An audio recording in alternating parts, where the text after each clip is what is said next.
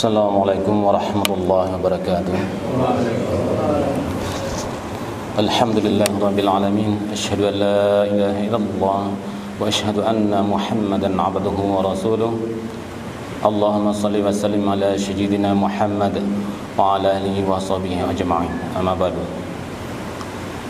Alhamdulillahirabbil alamin. Puji syukur kehadirat Allah Subhanahu wa taala yang telah dan masih memberikan kesempatan bagi kita untuk melaksanakan kewajiban salat zuhur. Dan juga pada kesempatan kali ini saya diberikan jadwal untuk berlatih mengutarakan beberapa hal tentang dan juga belajar bersama tentang beberapa hal tentang ilmu agama Islam. Salawat serta salam senantiasa marilah kita junjungkan ke hadirat ke junjungan kita Nabi Agung Muhammad sallallahu alaihi wasallam yang telah sudah diberikan amanah untuk dari Allah Subhanahu wa taala untuk mendapatkan menjadi perantara penyampai syariat dari Allah Subhanahu wa taala.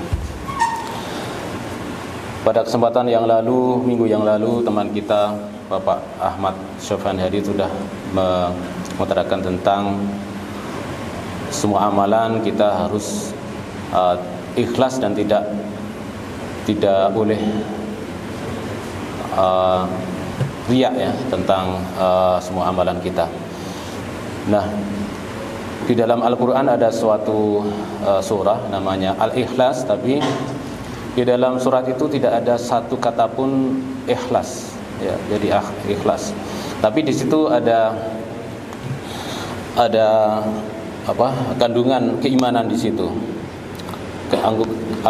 kandungan akidah di situ. Nah, mari kita coba mengaplikasikan kepada sebuah hal ya yang mungkin menjadi warisan dari Nabi kita Nabi Muhammad SAW yang merupakan mukjizat yang sampai sekarang masih dapat kita temui saat ini, yaitu apa? Al-Quran. Nah, Al-Quran ini sebagai mukjizat tentu kita juga sebagai seorang muslim tidak bisa mengabaikan ya. Kita melakukan yang pertama, bagaimana pendekatan kita terhadap Al-Quran ini. Yang pertama, pendekatan dengan iman itu sendiri ya.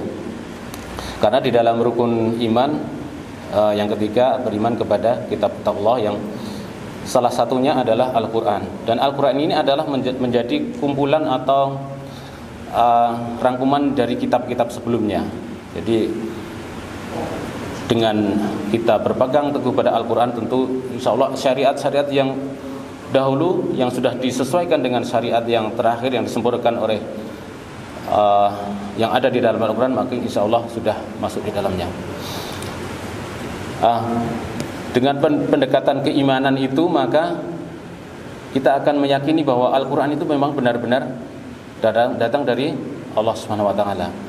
Nah, dengan pendekatan keimanan itu maka akan melahirkan pendekatan yang kedua, yaitu pendekatan dengan cinta atau mahabbah. Nah, tentu kita sudah tahu ya bahwa perjuangan dari Nabi kita itu kan cukup lumayan lama, karena hampir 22 tahun lebih dari 22 tahun itu untuk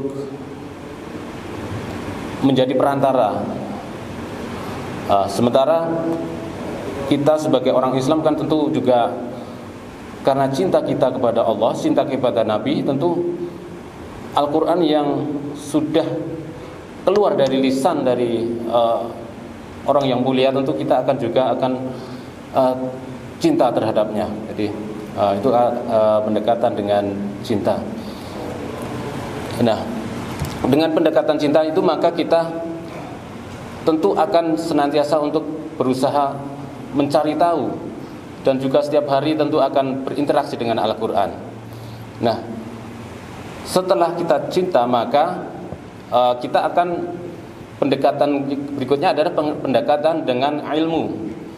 Nah, pendekatan ilmu ini sangat bervariatif dan juga bertahap. mulai dari awal, misalnya dari belajar membaca, makhraj hurufnya bagaimana, kemudian tajwidnya bagaimana, itu bertahap dari awal. Kemudian yang kedua tentang hukum bacaan dan lain-lain, tajwid dan lain-lain. Kemudian yang tahap berikutnya mulai memahami artinya, dan ini kan ilmu itu kan bertahap ya. Selanjutnya coba memahami artinya, karena dengan memahami arti maka kita dapat mengambil manfaat ya dari pedoman itu. Walaupun di dalam tahap belajar dasar, walaupun kita terbata-bata di dalam membaca, berlatih ya, itu akan menjadikan poin tambahan ketika terbata-bata membaca itu. Nah, setelah pendekatan ini, maka setelah memahami dan juga ada keistimewaan juga beberapa umat kita yang alhamdulillah bisa menghafalkan Al-Quran, alhamdulillah ya. Mungkin dengan hafalannya insya Allah menjadikan syafaat di akhirat nanti. Nah, setelah mengetahui makna terus artinya, maka bisa diaplikasikan kepada tindakan sehari-hari. Dan insya Allah jika sudah berilmu dengan ilmu Al-Quran ini, maka amal perbuatannya akan menjadi orang yang ikhlas di dalam berbuat, karena setiap langkah di dalam kehidupan sehari-hari selalu diwarnai dengan Al-Quran. Misalnya mendapatkan sebuah bencana mendapatkan sebuah musibah atau halangan misalnya, maka dia di dalam Al-Quran dia paham bahwa itu adalah inna lillahi wa inna ilaihi rajiun, dan itu karena semua yang kita miliki adalah semua juga dari Allah dan akan kembali ke Allah. Apalah kita ini ya. Jadi ketika sesuatu hilang dari kita atau pada ujian, maka ikhlas itu akan menjadikan output dari perbuatan kita. Nah, jadi kita dari awal bahwa ada sebuah surah Al-Ikhlas, tapi outputnya adalah ikhlas. Jadi dari iman kemudian berproses dan akhirnya membuatkan kita output menjadi orang-orang yang ikhlas semata-mata mencari ridha Allah, mencari rahmat Allah gitu. Ini sekian dari saya, banyak kurang lebihnya saya mohon maaf. Wassalamualaikum warahmatullahi wabarakatuh.